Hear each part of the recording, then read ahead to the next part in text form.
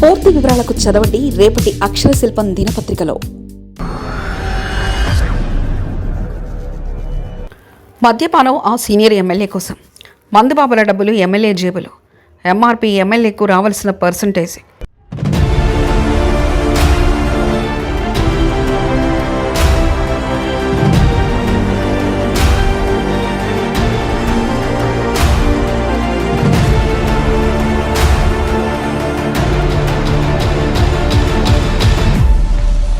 అధికారుల మౌనం, master plan అమోఘం.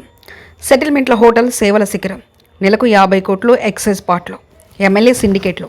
3 ఆఫులు 6 ఫుల్లుగా సాగిపోతున్న సామ్రాజ్యం.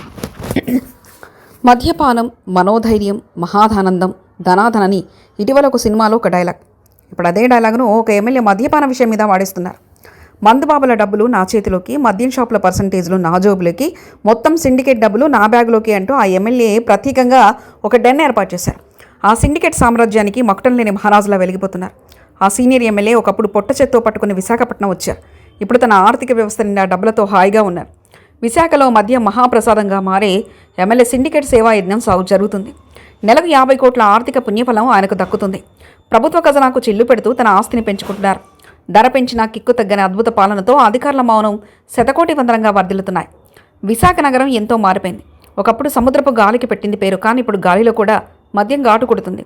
దీనికి అందరికీ కారణం ఒక సీనియర్ ఎమ్మెల్యే ఆయన చేస్తున్న నిరంతరం లిక్కర్ తపస్సు. ప్రజాసేవ అంటే రోడ్లు వేయడం, నీళ్ళివ్వడం మాత్రమే కాదు, నిరుపేద మందుబాబుల జేబులను అత్యంత వైజ్ఞానికంగా ఎలా ఖాళీ చేయాలో కూడా ఆయన లోకానికి చాటి చెప్తున్నారు. ఆయన పుణ్యమాని విశాఖలో మద్యం వ్యాపారం ఇప్పుడు ఒక ఆర్ట్ ఫామ్, ఒక కళగా మారిపోయింది. ప్రభుత్వ నియమ నిబంధనలు అంటే సదరు ఎమ్మెల్యేకు మహాగౌరవం. అందుకే ఏ దుకాణదారుడు కూడా విడివిడిగా వ్యాపారం చేసి కష్టపడకూడదని అందరినీ ఒకే తాటిపైకి తెచ్చి సిండికేట్ అనే గొప్ప గొడుగును సృష్టించారు. 150కి పైగా దుకాణాలు ఇప్పుడు ఒకే మాటకు కట్టుబడి ఉండడం చూస్తుంటే హబ్బో, రాష్ట్రంలో ఇంతకంటే గొప్ప ఐక్యత ఎక్కడ కనిపించదు అన్నట్లుగా ఉంది. ఆ సిండికేట్కి ఎమ్మెల్యేకు అనధికార సీఈఓ, దుకాణ యజమానులు కేవలం నామమాత్రపు బొమ్మలే. అసలు తాళంచేవి, లాభాల లెక్కలన్నీ ఎమ్మెల్యే గదిలో భద్రంగా ఉన్నాయి. సాధారణంగా ఎంఆర్పీ అంటే గరిష్ఠ విక్రయ ధర అని అందరూ అనుకుంటారు. కానీ విశాఖ సిండికేట్ నిఘంటులో దానికి అర్థం వేరు. ఎమ్మెల్యేకు రావాల్సిన పర్సంటేజ్ అని దీని అసలు తాత్పర్యం.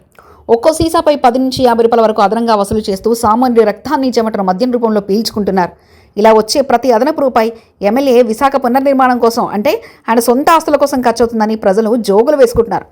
నెలకు 50 కోట్ల వరకు ఆ పుణ్యఫలం లభిస్తుంటే అది మామూలు విషయం కాదు. ఇదంతా అంతా జరుగుతుంటే ఎక్సైజ్ శాఖ అధికారులు ఏం చేస్తున్నారని అమాయకంగా అడగండి.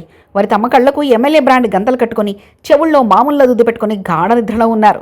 తనిఖీలకు వెళ్ళినప్పుడు సిండికేట్ పెట్టిన విందు అరగించి ఎమ్మెల్యే ఆశస్సులు తీసుకొని తిరిగి రావడం వారికి అలవాటుగా మారిపోయింది.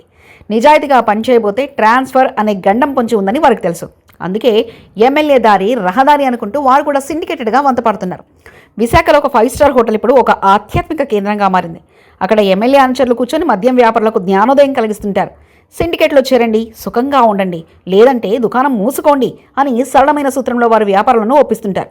ఈ సెటిల్మెంట్ పర్వం చూస్తుంటే విశాఖలో చట్టం కంటే ఎమ్మెల్యే చుట్టమే ఎక్కువగా పనిచేస్తుందని స్పష్టమవుతుంది. రాష్ట్ర ఆదాయం తగ్గినా పర్వాలేదు, తన ఆదాయం మాత్రం తగ్గకూడదనే ఏకైక లక్ష్యంతో సాగుతున్న ఈ లిక్కర్ డాన్ ప్రస్థానం అప్రతిహతంగా సాగుతుంది. సాగర తీరంలో అలలు ఎలా వస్తాయో ఈయన సిండికేట్ నుంచి మామూళ్ల విలువ కూడా అలానే వస్తుంది. అవినీతిపై యుద్ధం ప్రకటిస్తామని చెప్పే నాయకులు ఈ విశాఖ మద్యం మహారాజు మీద ఎప్పుడు కన్నెర్ర చేస్తారో వేచి చూడాలి. అప్పటి వరకు మందుబాబులారా ఎమ్మెల్యే జేబులు నింపేందుకు సిద్ధంగా ఉండండి. మరిన్ని కథనాల కోసం సబ్స్క్రైబ్ చేసుకోండి మీ అక్షర శిల్పం. పూర్తి వివరాలకు చదవండి రేపటి అక్షర శిల్పం దినపత్రికలో.